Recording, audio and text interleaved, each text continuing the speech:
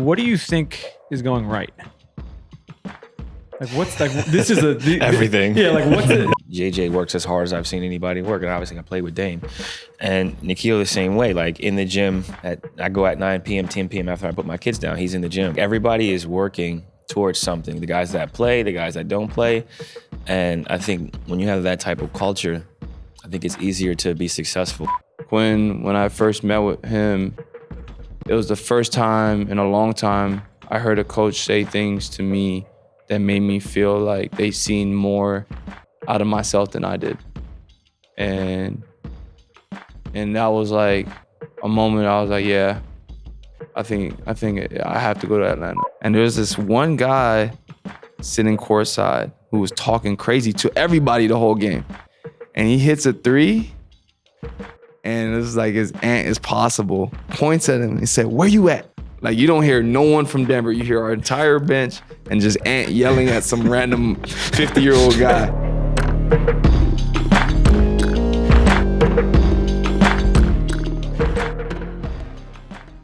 Before we get into it, a quick shout out to today's sponsor, Spindrift Sparkling Water. Spindrift is the only sparkling water in America made with real squeezed fruit, and the difference is immediately obvious the second you crack one open. Real taste, simple ingredients, nothing to decode on the label. Find your flavor at drinkspindrift.com. We got a lot of positive stuff to talk about. I didn't realize, though, I was just doing a little research for this ahead of the taping. I forgot you guys were traded for each other. Yeah. We were, yeah. Yeah. Back in the day. Were you cool at that point? Like, did you know each other at all? We like knew of each other. Mm-hmm. I had watched him from afar. I'm sure he had seen me from afar, and I had a lot of respect for him in his game. I actually met his mom like a couple days after we got traded for each other in New Orleans. I was at Bellini Tavern, and I was talking to your mom at Bellini Tavern, and I was like, look, he's gonna be fine. I was like, he works hard, he does things the right way. I had obviously heard these things about you, and I was like, it took me some years to be able to play and figure it out, but I was like, once he figures it out, like, you're not even gonna remember these days. Like, trust me. And she just looked at me, and I was like, I'm serious. Like, I've been here. Obviously, I didn't get traded early, but I was like, I didn't play. So I was like, I know how the game works, and people that treat the game the right way and that work hard and do things the right way, like, you get rewarded in the end, and here he is now. Yeah, I remember being traded, and like, it was for me relieving because who I got traded for. You know, like, you don't want to be traded for like picks or, you know, like stuff like that. So for me, it was like, okay, like, it sucked in the moment and it hurt me to get traded. But like, on the flip side of it, being traded for CJ was like, oh, okay. Like, I still feel like that made me a good enough player in my eyes at that time when you're like struggling with confidence and not really playing. Like, that was like my silver lining to it all.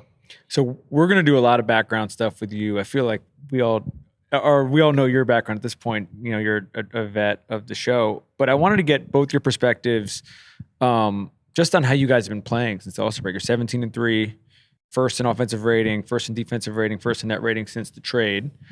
What do you think is going right? Like, what's like, this is everything. Yeah. Like, what's it? You both have been on a bunch of good teams, you know, so this is not your first rodeo with success, but like, being in a situation like this, being on a hot streak like this, what do you feel like you guys are doing well? I would say we're well coached. I think it starts with that. Like, Quin does a great job of being detail oriented. I haven't had film sessions like this since I was at Lehigh, and these are probably longer than at Lehigh. More detail forward in terms of execution, breakdowns, things that we're doing well, things that we need to improve upon, and non-negotiables.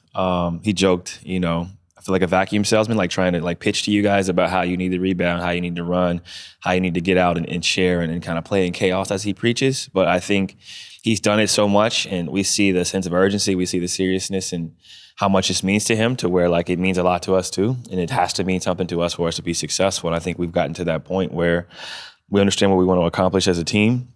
And, everybody has individual goals, but for us to accomplish those, you have to have team success. And I think that we've bought into sharing, we bought into playing fast, we bought into defending, which has been huge for us. Defensively, everything kind of starts on that end, and we've guarded really well. Obviously, Nickeil, Dyson, those guys are really great defenders. So I can't really take possessions off defensively because we got, two of the best, defenders in the NBA. So I think it's important for us to kind of establish that. And then I think we actually get along. We like each other. Mm-hmm. I think when you want to genuinely see somebody be successful, I think that makes a difference, and I think that's kind of where we're at.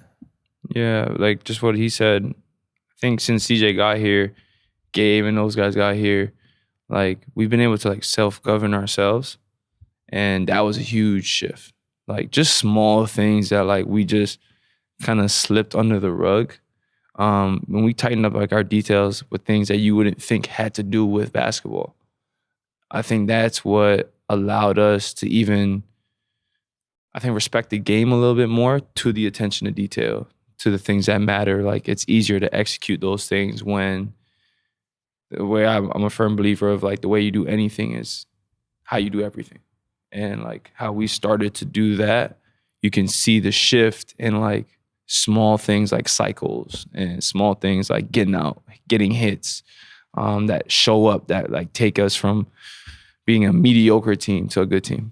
Have you noticed that just on, any team you've been on that's had success, even predating the NBA, the self-govern yourself thing is an interesting thing, because I feel like that is there's a level of internal discipline that you have to have, that it's a little bit like somebody can't want it for you. Mm-hmm. You have to put yourself in the position to get there. Do you feel like that's like a shared sort of commonality in these situations, even if the roster makeup is different?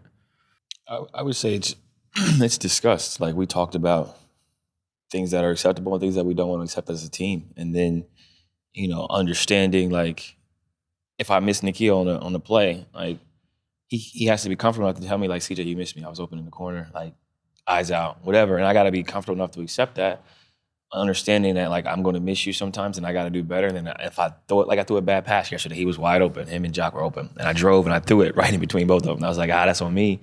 I got to get you the ball. Like you're open, you're shooting 50 from three. Like the last month and a half, like that's 3 points for us that we have to have. And I think if JJ's driving and he finishes, I'll tell him like, great finish, but just so you know, such and such is here in the left corner. I just want you to be aware. I'm not saying you got to pass it. And he doesn't take that as disrespect. Yeah. But I think you have to grow to have that type of relationship, and you have to actually get along. You have to have a relationship off the court.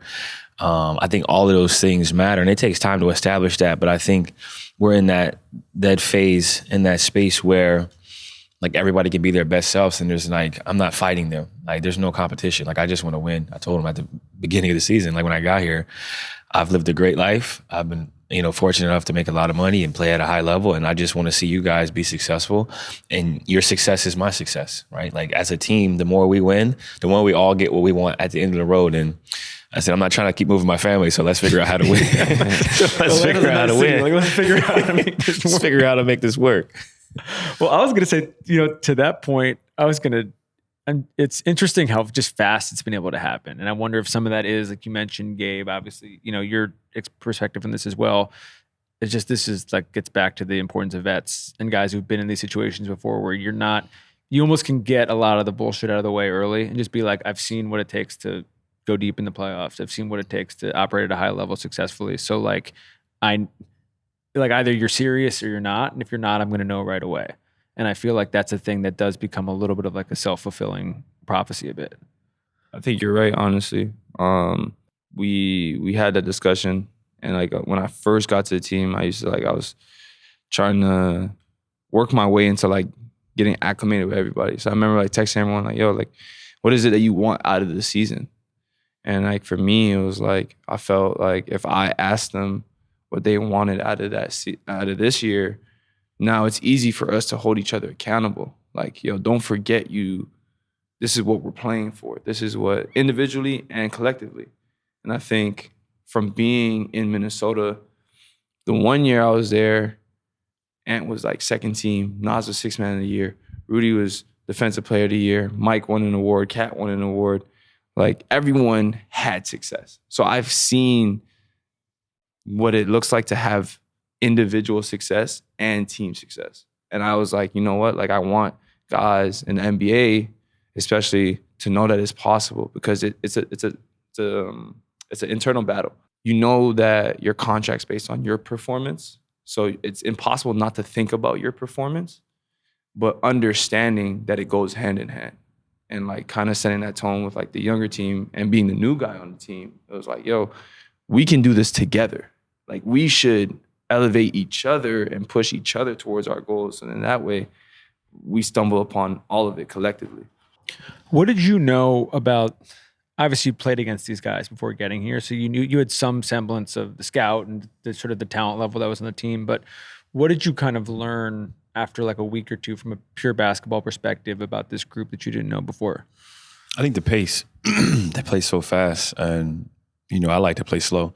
I like to walk the ball up. Like I play with pace when I need to, but like I have more of a methodical game. So just watching the speed, the youth, the energy, causes chaos, right? Like how it's quick decisions and basically 5 guys that can shoot. I haven't played with a center. Like I played with Sar can shoot, right? But outside of that, most of the centers that I play with were like Nurk. He liked to bang. He can shoot threes occasionally, but he likes to bang.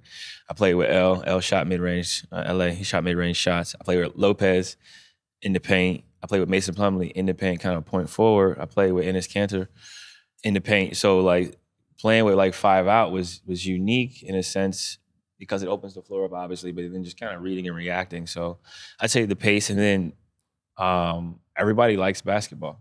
And I'm not like saying that like in a facetious way, but like there's guys in the league that don't necessarily like basketball. They just play because they're good at it.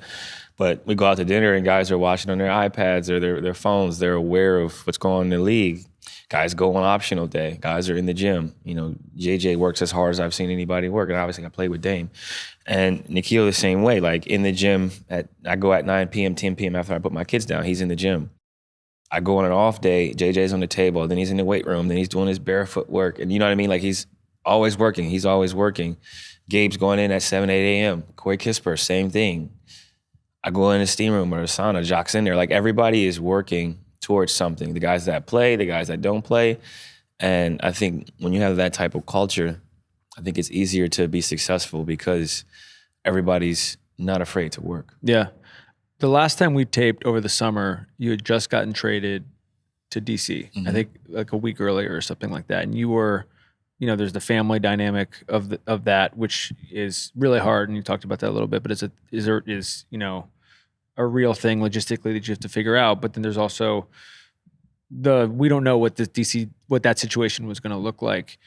What do you feel like you learned from that experience being there now? And we did an ep with those guys. They obviously have a bright future with a lot of the young players in there. But what do you feel like you learned from that perspective that is going to sort of help you over the next 6 months?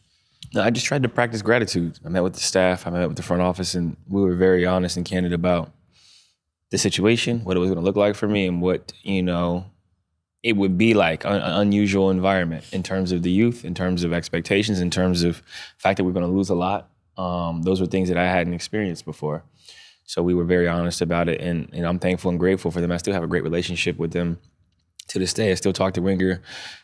Still have had conversations with Will. Obviously, DV is my guy. Still talk to some of the young boys.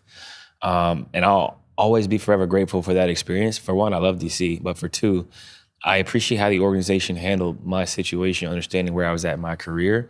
And I was thankful to be able to give them all I had, right? Leadership. I played hard. I worked.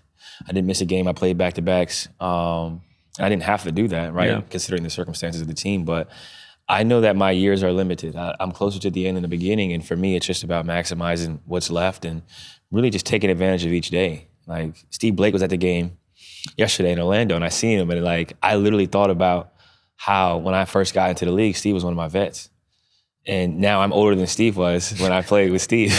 So it's just like life comes full circle, and you just have to be like appreciative of the moment. You got to be thankful, and you really are doing a disservice to our Lord and Savior if you don't maximize your talent. So for me, it's about maximizing each day.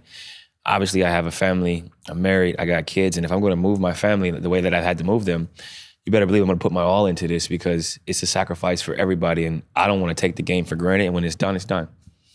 I want to do some background stuff. We've now done a bunch of eps with guys from Toronto. Amazing basketball culture there. Mm-hmm. What is it? For like per capita, I don't know if it's number one or number two, but when you look, if you're going to be like, okay, we're picking a city in the last 10, 15 years internationally that has like produced this number of hoopers who've had success at the NBA level, at the international level, Toronto is definitely in that conversation. What do you think it is about the city that kind of, breeds that? Like growing up, it didn't feel, and I'm going to be wrong about this and people might disagree, but I didn't never felt like it was as hockey based as everyone said it was. Like the basketball culture and the bubble there, and I think you can maybe credit that to the Raptors as well, and what Vince Carter did during those times. But I would just say, like, for me, I was a little too young for Vince. I grew up in an Allen Iverson household as well. And so when I got to around like high school, and that's when like DeMar DeRozan and Kyle Lowry and those guys, like the Raptors like won in the East.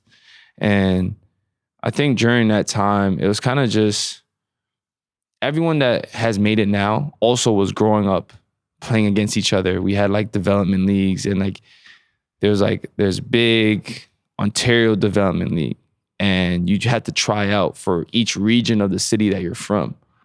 And then you would, if you were good enough, you made it. And then there was this big camp that we all just went to, and we stayed in like one of the universities, and you just worked on your game. And it's like, I think the fundamental aspect, as opposed to just go out there and just roll the balls out and just play. Like we played a lot, and we played a lot with like older guys. But when it was time to like work and learn the game, I remember like being in, you guys say third grade, we say like grade 3. And my first basketball coach was teaching me like the technique of a sweep and actually being low, making sure it's below your knees, like just small details. And like I'm 8 years old, like I don't know what to do with that detail, but he took so much time into just putting in that detail. And those are like small things where over time, by the time you're 12 and you're doing it for 4 years, and you've been playing with guys 2 years older than you, and some guys like Andrew Nemhart. Like I remember playing against Drew since I was 9 and he was 7. So like at that time, like imagine what that's gonna do for him, you know, like RJ and all those different guys. So it's like, it's the culture, and we grew around it, and we just molded each other over time. What were the battles with Shai like? You know, like it was always intense in the moment, but we never took it outside of that. Like we grew up like twin brothers. Like the connection that we had when we were playing, and his dad always used to say this, like, you gotta want to be better than him, and he has to want to be better than you. Like he told us that all the time. So when we were playing, it came down to like hard fouls if I'm about to lose. Damn near fighting. I remember like one time, the worst it's ever gotten, it was like my eye, like he had scratched me in my eye, and my eye was cooked for like 2 days or whatever. But like as soon as it was done, we didn't carry that. Like it wasn't like, oh, you got me in my eye, like F you, whatever. And then we start fighting afterwards. It's like, all right, let's go play soccer. All right, let's go ride bikes and around the neighborhood. Like, and were you at your house? Like, where were you guys normally playing? So I grew up in Scarborough, but the neighborhood that I used to live in when I was born to about 5 years old, it was like Leslie and Finch, like North York area, right on the border. And they had a garage, and on top of the garage, they built a basketball court. And it's called Sparrowway. So we used to go every day in the summer, like clockwork. And we were there, we'd wake up at like 8 a.m. and be begging his dad to take us play from like 8:39 till about 10 p.m. to my grandma's calling, like, yo, it's time to bring them back. Like, they got to go to bed and stuff. Like, we were there the entire day, sun up to sundown. We would play basketball. We'd go to the park. We'd go across the street, get some snacks. They had like a little Chinese supermarket, get some snacks from there, come back, play basketball, go back to the park, play football, baseball, whatever, go back on top garage. Like, it was like, that was just like our culture, and it was a lot of fun. Toronto in the summer is amazing. Oh my God, best city in the world. It's one of the best places on earth. In August. Yeah. It's one of the best places on earth. It's a pretty fun spot. When did you get a sense with him, and then even with yourself as well? I mean, like, when did you start to be like, all right, you know, we're good, we're competitive, versus like, oh yeah, like he's pretty special, you know? And even with yourself, obviously you're a humble guy, so you're not going to be like, you know, I'm the best thing on earth, but like, at what point did you have the sense of like, this is probably going to be something that's going to continue for a long time? All right, quick break and shout out to our friends at Spindrift Sparkling Water. In basketball, the players who do things the right way tend to stand out over time. Fundamentals locked in, no shortcuts, just real skill built the hard way. Spindrift operates the same way. While most other sparkling water out there leans on artificial flavors and fake fruit essence, Spindrift is the only one in America made with real squeezed fruit. The full lineup includes over 20 real fruit varieties like lemon, blood orange tangerine, raspberry lime, island punch, mojito, and the newest flavor, Spindrift cherry, made with 2 types of cherries from Michigan orchards. Spindrift is also the only beverage brand verified under the non-ultra-processed food verified standard. So that means real ingredients, no artificial sweeteners or colors, and never ultra-processed. Just crisp, refreshing, sparkling water that actually tastes like fruit. Truly, once you taste the difference, everything else feels like a step down. I really love all the Spindrift flavors. You can't really go wrong. My favorite, though, at this point is raspberry lime.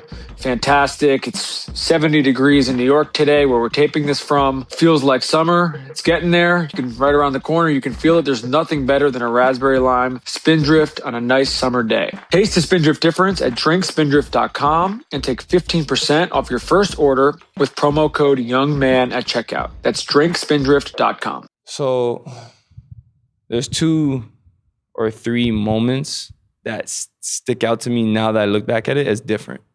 I remember I was like 8. I was trying out for my first team.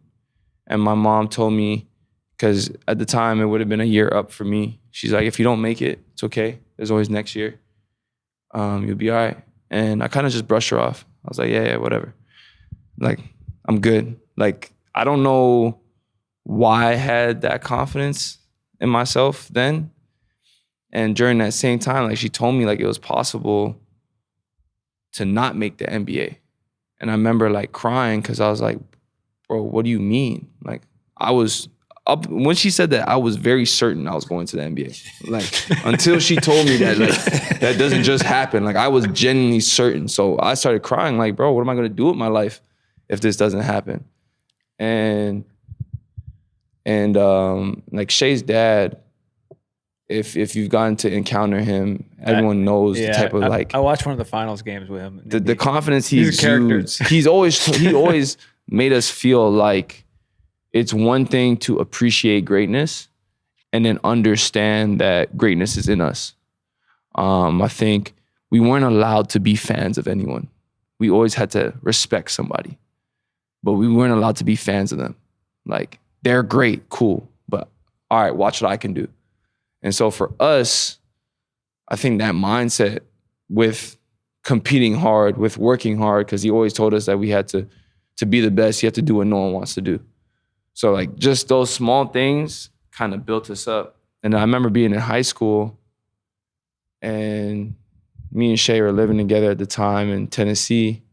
And the thing with him that stood out to me was like, he didn't get emotional with the game. He was very consistent in his like, bro, I know I'm gonna make it no matter how bad it is right now or how good it is right now. Like, he just stuck to his work. He watched film. Next day, he would try. Like, and when I say film, it was like we were watching like Steph, we were watching Kyrie, whatever. And then the next day, we're implementing in our workouts. We play good that game. He watches it, he does it back. We play bad that game, he watches it, he does it back. For me, I was like frustrated with the game. I used to like get so mad. I'm like, bro, I'm putting in all this work. Like, show me something. But he never wavered. Like, that's why I think now to this day, people see like calm, the stoic, the aura stuff they talk about. Like, he's been that way his entire upbringing of basketball. Like, he just had faith in it, and like whatever happened, did it suck to him? Yeah, but like he just never had he had so much emotional control that it never wavered or affected anything. It's funny. There was one of the games in the playoffs, it might have been in the Denver series or something, where they were down and it was like they had lost at the last second or something like that. And it became a thing because he's walking off the court smiling. Mm-hmm. And then the next game he came out and went crazy. And it's this exact mentality of like, I know not only am I not panicking, I actually am so confident that we're going to turn it around, that I'm going to have no emotional reaction to Yeah. anything that's happening. Yeah, and that's literally been him. I'm like, bro, I don't know how you do it. And CJ has to catch me to this day in varied games. Like, I'm curious. I'm blowing gaskets left, right, and center. You've seen every, good guard there is. You've battled against, either play with them or I battled played against Kobe when he was still good. Yeah, so what's your perspective, on that? No, I think the emotional control is important, but I think it's also important that it matters, right? Like, and I used to get this a lot as a kid because I'm very laissez-faire, I guess is the word. Like, so like they would take that as you don't care. And it's like, no, I care, but like I understand the work, I understand the job, and almost like Mike talked about it, right? It's easy to talk when you're up 20. Like the real competitor can talk when he's down 20. You know what I'm saying? And I think for me, I had an emotional outburst and I had anger issues when I was younger, and I kicked the wall and almost broke my foot during AAU tournament. And at that point I said, okay, I have to be able to channel the energy and control the energy. And then I started meditating and doing all that stuff to where like I have great control over my emotions. I can control my heart rate. I can get my heart rate down to like 40 beats per minute. So it's like, I understand that now, but like having seen Shai, it's impressive to see someone so young have that so early, but like to his point, he had it when he was younger. So he's kind of mastered the art of control. And I think Nickeil does a great job now of controlling his emotions better, but it's also just trusting the work. I used to get technicals all the time. And my mom would say like, why are you getting technicals? It's $2,500. If you want to do that, just give me the money. And I would say like, Mom, you don't understand. The technical isn't just because I'm mad in the moment. It's to send a message to the referee to let him understand that like, I know that you're going to make mistakes, but this is our job. This is our livelihood. This is how I provide for my family. So you got to understand that like you can't make certain types of mistakes. Like the percentages matter, possessions matter, and all those things. But I say all this to say that every player is different. Like Dame is cool, calm, and collected for the most part, but every now and then he'll have an outburst. Yeah. Right? Like where he's yelling or he's, pointing to his wrist or he's flexing. And I think it's also upbringing. Like he talked about Shai's dad, like exuding confidence in them and making them work. They work so hard. It's like, this ball so hard, man, I got to go pro once. Like you work so hard, like you just eventually like convince yourself that like the work is going to translate. Did you feel like some of the anger, and we've talked before, just even about your physical growth and how that, manifested itself in terms of like you were, you're the underdog until you're not. You have a chip on your shoulder because of it, sort of until you're not. But do you feel like some of that was kind of related to that, of like people are just going to kind of dismiss me? Yeah, I mean, I was angry a lot of my childhood just because I was short. I had to work extra hard for everything, and it was just a struggle, right? Like every day was a struggle. You worked on your craft. You were short. You didn't get scholarships that you wanted. You didn't start right. I didn't start till I was a junior in high school. I ended up going to Lehigh. So then it was just envy. I'm watching Duke play on TV. I'm watching Carolina, and I'm just like, this is like, I should be here. You know what I mean? It's like, I should be in these moments. I should be able to play on the big stage. I should have been a McDonald's All-American. Like, why didn't this happen to me? And instead of like being sad and emotional about it, I just fell in love with the work. And then like when I got a chance to like play against those guys, it was really personal. And they didn't understand. They just out there hooping. But for me, it was like, it was more. And even to this day, I think you have to have a healthy amount of paranoia to be successful. And not in the sense of like watching what other people are doing, but in the sense of like, I know how I got here. And I know there's somebody just like me that wants what I have, right? Like that was underrated, that is looking like, oh, I can be that, and I'm going to get him. And as you get older, you have to take better care of your body. You got to get more sleep. You have to be more flexible, more nimble, more focused, because the margins, they shrink for you when you get older. They kind of age you out of this league, unless you're Bron and some of those guys. It's like when you get over 30, over 32, over 33, they're like, he don't have it anymore. So you have to work that much harder. But I think there's a healthy amount of paranoia that most athletes have, in a sense of like, I want to continue to play until I don't want to play anymore. I don't want someone to force me out. What do you think about the paranoia thing? Yeah, I agree with it. I think it's a lot of what mental health people would tell you shouldn't have. Like paranoia, delusion, like those things are key, but you got to have them in healthy doses. Just like kind of what CJ's saying, like, for me, the route that I took to get here, it's not as much the paranoia as it is like, don't you dare treat this opportunity for granted. Like, nourish this. Like, you worked so hard and overcame so much that like everything of my being has to go into this. I used to dream to not get DNPs. Like I used to get just as many DNPs as minutes played sometimes, or like, and like for me, the route now, and now when I'm in that situation, I always used to say, and I remember after we lost to Shai in the conference finals, I'm talking to him in the hallway, and he said, yo, like, when you get the chance, just do things differently. Like, don't let that moment pass you by. And like, that just plays in my head, like every moment, trying to win every game. Like, it was the Houston game. And you know, we're on our win streak, and these guys were like, we're on a back-to-back, and it's just like, yo, we got another one tomorrow, like, let it go kind of thing. But like for me, I'm like yelling at the whole team, and we're down like 25. I'm like, no, forget that. Like, we're coming back. And it's like, it's kind of unrealistic, but it was just like, for me, like that fire of like, bro, this opportunity is what I have cried over, worked over, lost sleep over, done so much for. So like, even in this moment, I can't let this game go just by like, you know, it's another one. And it's like the balance to it, but I would agree. So to that point, so draft night, you're traded twice. When did you get a sense that you were going to end up in New Orleans? Like, how did that end up playing out? Yeah. When after you get drafted, you speak to like the GM, head coach, all that stuff. That's when I knew. I didn't know, because I knew before the draft they traded the pick to Atlanta, but I didn't know from Atlanta they had traded the pick to, because it was that day they traded the pick. And I remember telling my agents, don't tell me nothing. I want to find out when Adam Silver says my name. Like, because on TV, that's how I thought it was. I didn't know agents were calling you and you're like, yo, you're about to get picked, and then you're sitting right there. Like, my dumb ass thought when they said their name, that's when everyone found out. That's it, yeah. So I was like, yo, don't tell me nothing. I want to find out this way. That's how I imagined it as a kid. So like, don't say a word. I don't want to know who has interest. I don't want to know who called. So I'm just sitting there, and like my anxiety for each pick is going like, obviously I'm like, all right, I worked out for Phoenix at number 6. So from 6 to about 18 was all the teams I worked out for. So from 6 to 18, palms are sweating. I'm like, and then it was like right before he came out, like all the cameras in the room kind of just circled to my table.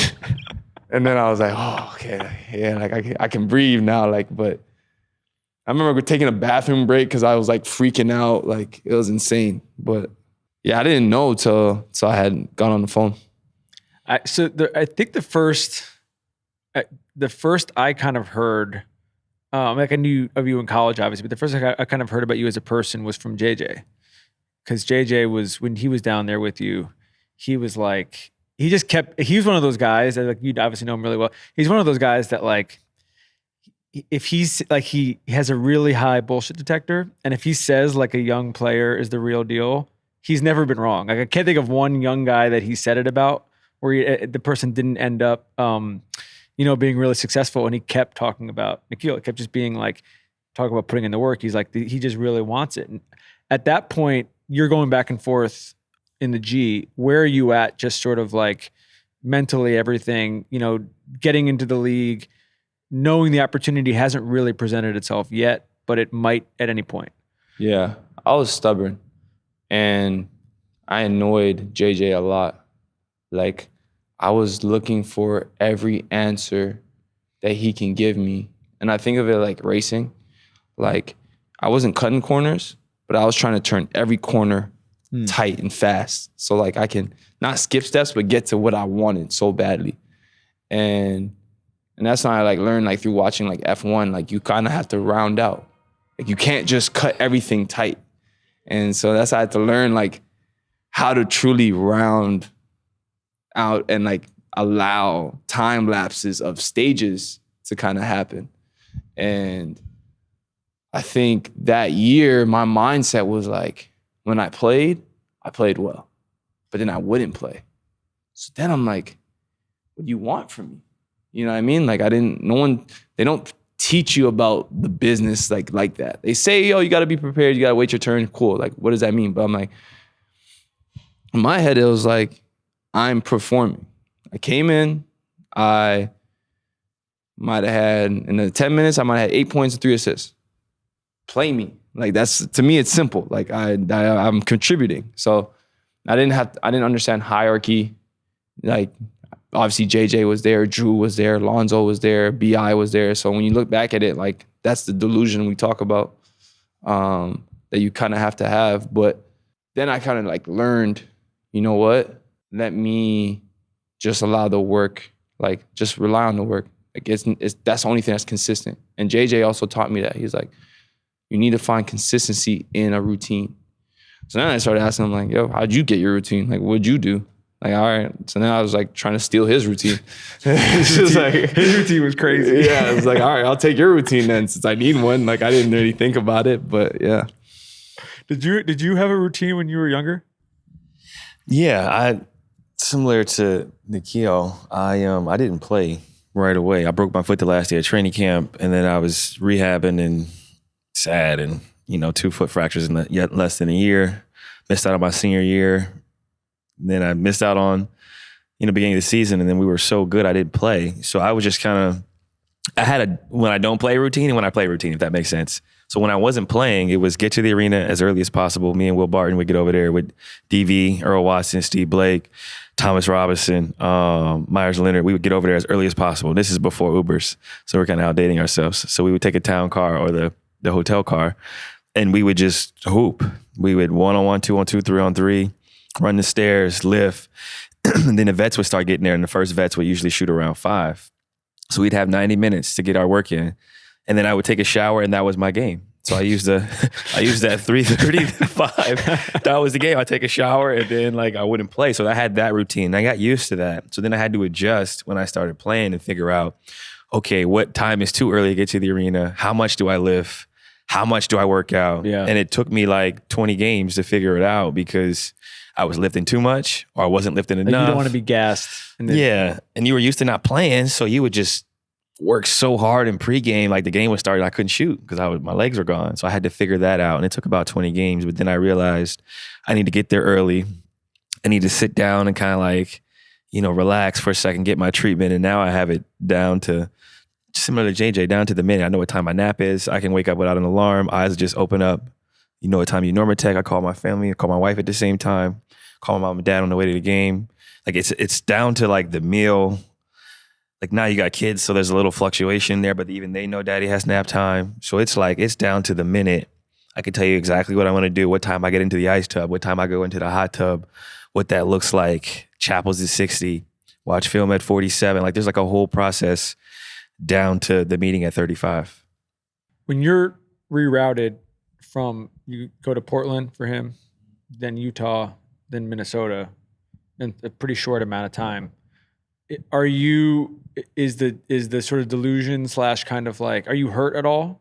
Mm-hmm. Are you a little bit just kind of I've already proven what I can do and now I'm just kind of getting tossed around a bit?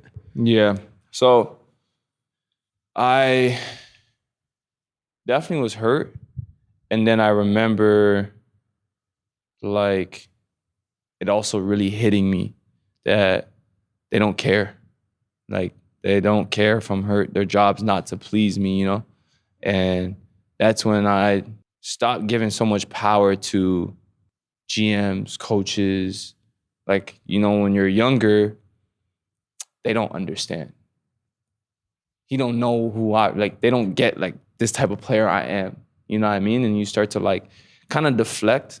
For me, hard work was the way that I got out of anything. I wasn't always dubbed the best right away, but then because I worked harder than everyone, eventually I got my flowers. And so I was like, okay, I'll just do that in the NBA. And the timestamp I set to where I was supposed to get my flowers and it didn't come. And so I had missed that whole point in part. And when I got traded to Utah that time and I got into Utah, that's when, to a degree, I humbled myself and I said, you know what? If this is my last stint in the NBA because this is like going into my third season. Usually guys from my draft class are about to get their summer extensions. Utah's not going to do that. I don't know what's coming next. And I remember saying, yo, if I am done, because the average NBA year was the NBA career is like 4 years. So I'm like, bro, am I a statistic? So then I started thinking, all right, I'm going to use the cold tub for the sake of using the cold tub, because I remember people talking about how it is in Europe. So I'm like, all right, I'm going to use the cold tub. I'm going to get on the Delos, work on my ankles every day. I'm going to lift X, Y, and Z days just to lift so I can get stronger. Like my mindset went into like every day I'm going to leave with the utmost out of the experience.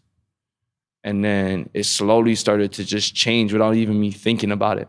Like I used to watch the games on the bench and like, okay, what's Kyrie doing tonight? Like, why did he do that? Now I'm not watching the game like just watching it. I'm like, okay, why are we losing right now?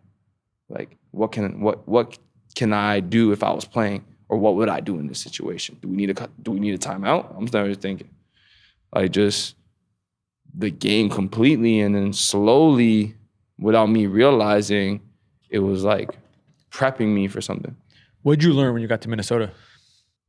So at first, I was nervous because Chris Finch was the assistant in New Orleans, and I thought he hated me because I was stubborn back then and I wanted it so bad. So I'm like, bro, I just got traded a third time and this guy hates me. I'm like, yeah, I'm for sure out the league.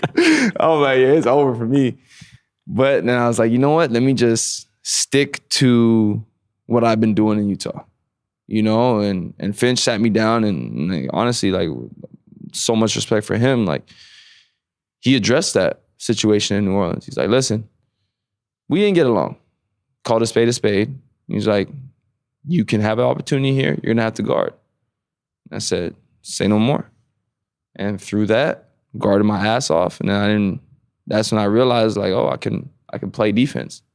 Like, I knew I wasn't like a guy you just go at, but I didn't know that I had the ability to change a game that way.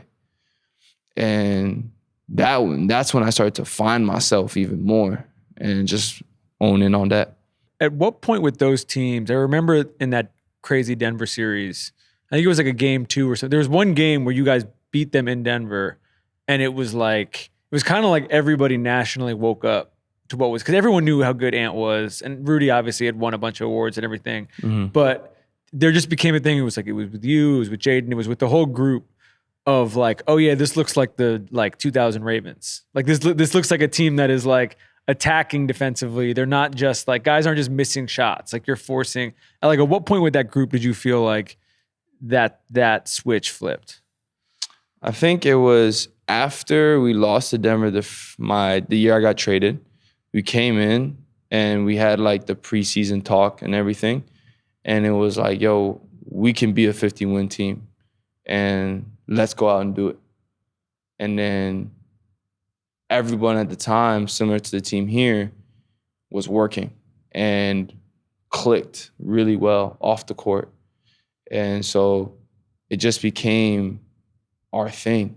You know, like me and Jaden kind of had like a unspoken support for each other, because it was like we had to go through that same role of like, we're guarding. Tonight we might get 10 shots. Tonight we might get 2. But like that, the guarding aspect's not going to change, and we're dependent on shifting the game.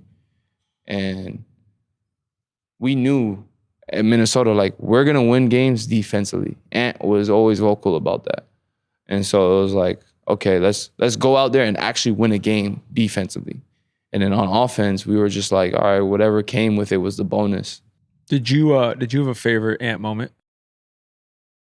Yeah, there's a lot. I would say one moment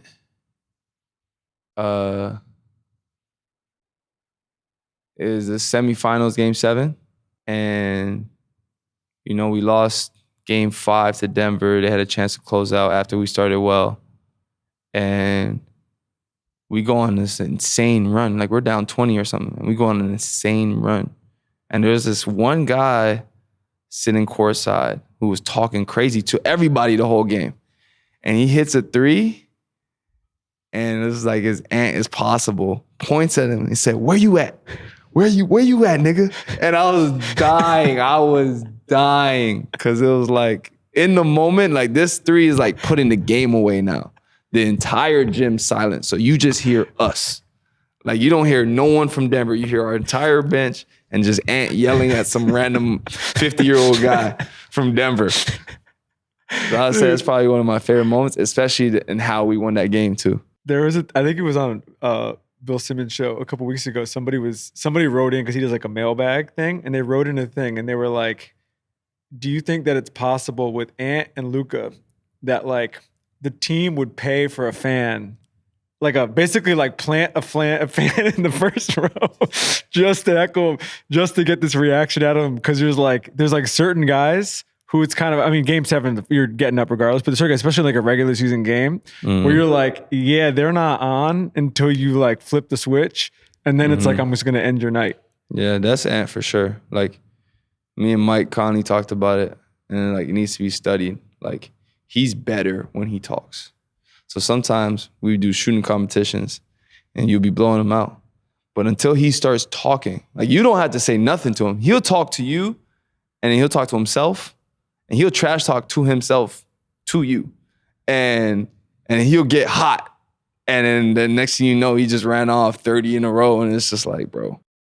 When you decided to come here, obviously there's the financial component, which is important. Was there anything else about coming to Atlanta in particular, from an organizational standpoint, that made a difference rather than going somewhere else? Quin for sure. Auntie, having a talk with them, that set it over the top.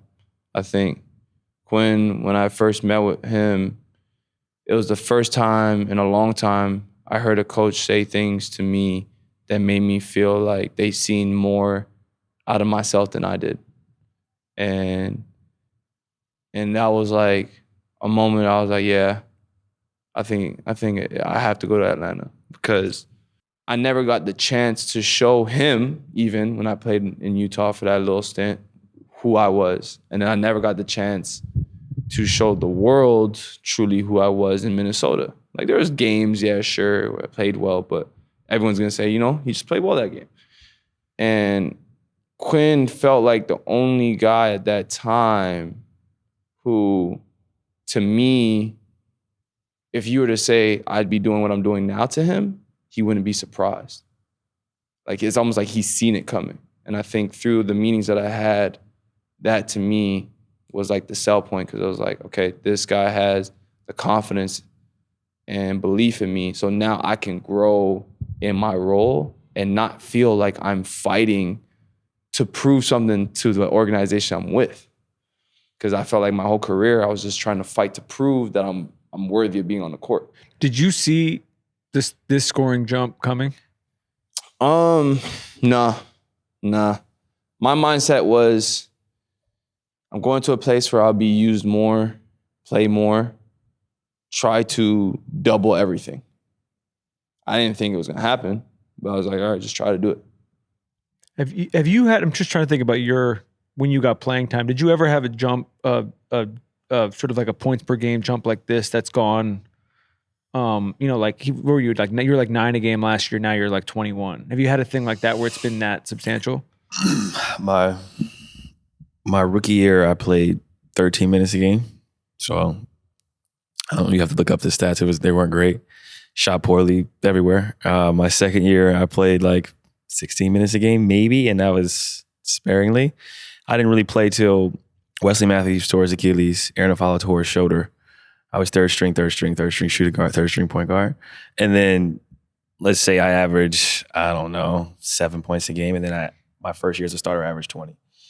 So, but I wasn't playing, so I don't really count it. Like he's played like meaningful minutes in playoff games and been like a high level role player, call it that, averaging 8 or 9, and then has taken a step forward like 4 or 5 years into his career, where that doesn't generally happen.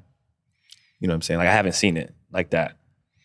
This is sort of a separate topic. Do you guys feel like there's more parity in the NBA this year? I'm just kind of like, You don't know I who's think going to win OKC it. is going to be there, but I think anything can happen in the East. You know, you're the hottest team in the East right now, so I'm not betting against you guys. I don't know in the West. I think there's 5 or 6 teams that can do it, and I'm kind of you now have lived through this a little bit, and so I guess you may just be like, no, there isn't. It's always been this level, but I'm kind of curious on a broad level how you feel about it. I think there's always a team that's head and shoulders in one of the conferences. Like historically, Warriors, you could pick a team like that was like looked like they were head and shoulders in the regular season. It's like they're the favorites, and I think in the NBA right now, you could say OKC is probably the favorite to win. I don't know what the odds are, but there's some other good teams in the West. I think stardom is a little spread out right now. Like there's a lot of stars. Like Houston has KD. Like there's the Lakers got Luka. They got Bron.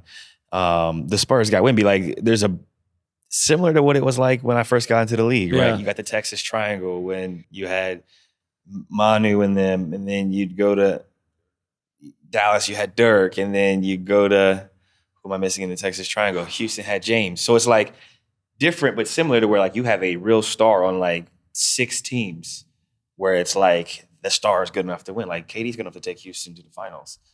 Luka and Bron could take the Lakers to the finals. Shai, right? He's played the whole year without his second best player, arguably. He could take them to the finals. And you go to the East, and you got Boston, who JT comes back. You got Detroit, who like Cade is pending a return. Like you have all of these teams who have a star, and then you got us who has star and good players.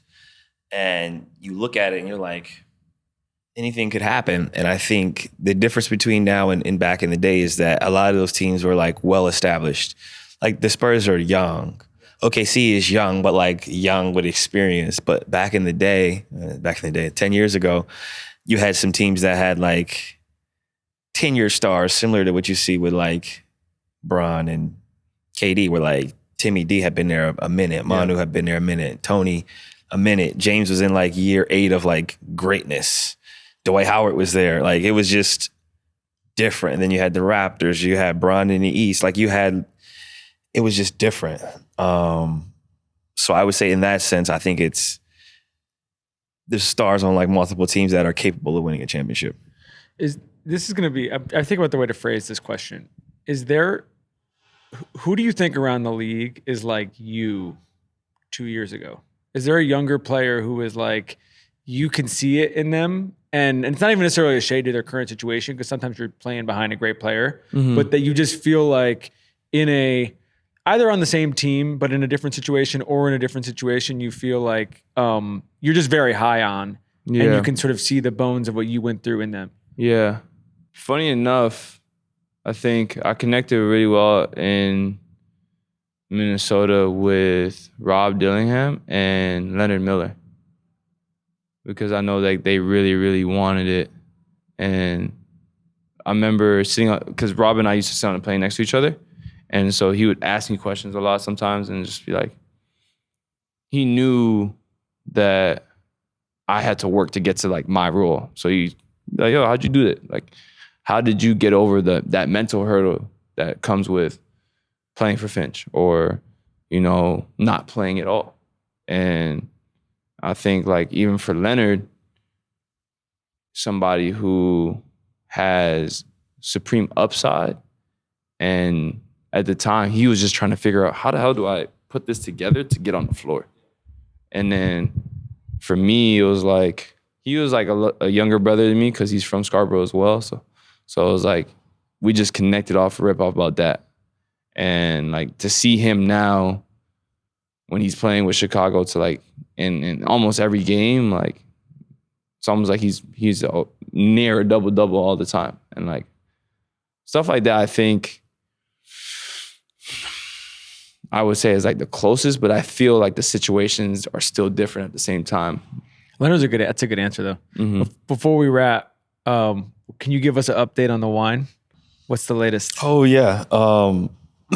We've expanded distribution in 9 states. We just applied for a license to sell alcohol in Georgia a month ago, so that should be coming soon. So once that comes, we'll be in some retail shops, hotels, and we'll be doing dinners and tastings in Georgia. I actually just met with Star Restaurant Group, so we'll be in 11 accounts on the Star Restaurant side. New York, DC,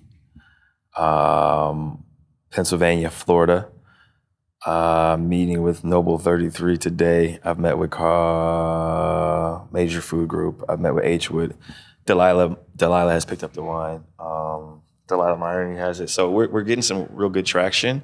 And Vineyard still the same, or is it? yeah, Vineyard's in. You've had it. You've had it, right? He's had the Pinot. We did a tasting. Yeah. I did a tasting in Houston at the Post Oak Hotel owned by Tillman Fertitta and That was crazy. Stella's Wine Still Bar. the Maseratis and shit in the, Yeah. in the lobby. I'll vouch for the Pinot. Yeah, he's had the Pinot, but we're doing really well and we're expanding, and we're in phase 1 of building a tasting room out on our property in Carlton, 2028, 2029, depending on when we break ground, and we're actually customizing an Airstreamer right now to do tastings out of an Airstreamer on property starting in June, and I haven't told anybody that yet, so that's coming. But I'm excited. My wife and I are really excited about what we're doing, and I think wine brings people together. We have a really great winemaker. We buy fruit, sell fruit, source fruit, plant 56 acres, and are producing our own wine. And it's something that we enjoy, something that we'll pass down to our kids. And land is very important, especially in the society that we have today. So being able to continue to build out our own farm, working on getting, some more farm animals. Shortly we have a nursery. So it's cool, it's fun, it's grounding to be able to escape this life. My wife's a dentist, obviously I play. And it's so much slower and more relaxed in Carlton, like being out in wine country. I get caught behind tractors on my way to the gym to work out. And it's just it's nice to be able to be in nature, man. It just does something to your soul. Do you have a thing that's like wine for him? That's like it doesn't have to be like a business, but a thing where you're like, as long as I've known you, this has been like a real passion. And so now you've turned it into a business, but it didn't start that way. Like, do you have I have an appreciation for everything. Like, recently it's been cars, watches. I remember like Jay Hart, JJ, when I was a rookie, I was like, these guys love wine and Jay Hart loves watches. And I was trying to understand it. JJ used to love watches, and then he dropped it completely. And then he got rid of all of them in like 2 days. And I remember like when I was a rookie, I didn't understand it because I was like newer to money. But then now, I would say having a son, it was like I wanted to collect things that I could give to him one day. Like, how can I pass down? Like, what am I going to give him? What's my legacy to him going to be? Because I want to be his role model. I want him to look up to me. I want to be his best friend, like selfishly, So it was just like, what can I collect now that's gonna have a story for him later? I feel like the similarity too with the wine and the watches as well is it's like details. It's like you talk about the details basketball wise. There are things that you just pick up with the repetition of really studying it. That it's a little bit like the goal is the journey, so to speak. The goal is to kind of like learn about this thing, and you just start to appreciate that more. Before we wrap, I'm just kind of, we're taping this first week of April. Playoffs start in a couple weeks. It's been an amazing run. Knock on wood. I hope it continues. I'm curious, your guys. We've like been ending the shows a lot with lessons and trying to not make it like too corny, but also just like you guys have had these unique journeys. And so I'm curious, like where you are right now in your basketball life. If there's somebody kind of like watching this who, is a fan, who's just new fan, old fan, whatever it is, when you think about like a thing you've been thinking about in your own head over the last year, is there anything that stands out? It could be a phrase, it could be something a coach has said that you feel like has stuck with you recently. I think it's just gratitude and appreciation. A lot of guys I played with have retired, and I know what that life is like on the other side. And I remember what it was like to be the youngest on the team, and now I'm the oldest. So I think it's just a high level of appreciation, and it's almost like the comparison I would say is like when you're in a city and you're about to get traded. You try to enjoy everything. You go out to restaurants that you like, you take the family walks. Like, I was in cities where I knew I was about to leave, and I was like, I'm going to really enjoy this. And I think I'm at the point in my career where like I still love the game and I still can hoop and I have a lot to offer, but I know my timer is ticking. So it's like every moment is more meaningful. It's like every national anthem, I'm like, you're saying your prayers and stuff, and you're like, I remember when I prayed for this, and now I get to do this consistently, and I don't want to lose that joy, that love. So it's a high level of gratitude every time my kids get to come on the court, and my daughter and my son are dribbling the ball on the court. I'm like, man, one day this is going to be over. I'm going to show them pictures of this. Every day I go on a road trip, I'm like, one day I'm not going to have this. So I think it's a huge sign of like, it's like full circle. Like when you, like I went back to school and did commencement, and I was like, wow, like this life is going like this. So it's like really just enjoy the moments and show gratitude. And I always say, just keep swimming. Like every day I just try to swim. Like I try to maximize the day, work hard, be thankful, speak to the ones that I love, and like let them know that like this life isn't infinite. Like it's gonna end. Yeah. I think it's more or less the same for me. Right now, I'm at a point where I've tried to let go of wanting things, and not in a bad way, but now my mentality is anything that comes my way, how do I make the most out of what I have? And like really get the most out of everything. Like kind of what CJ's saying, how things go by fast, like even the stages of seeing my son grow up, I think enjoying each stage, because I know there's going to be a time where there's a time I used to be like, I can't wait till he's playing with me. Now I come home and he's giving me the ball to play, and I'm like, yo, I'm tired. And then I'm thinking like, dang, but like he said, like I used to want this, and now I have it. So now like each moment for me, I kind of let go of like personal things and things that I want for myself. And then now it's just like, how can I use what I have and just make the most out of it? Because like I'm in a place now where I fought so hard to get to. And now that I'm here, like don't look onwards onto, man, but I'm not Shai. You know, like, and that's the thing that's in my family, being so close to somebody who's had that success.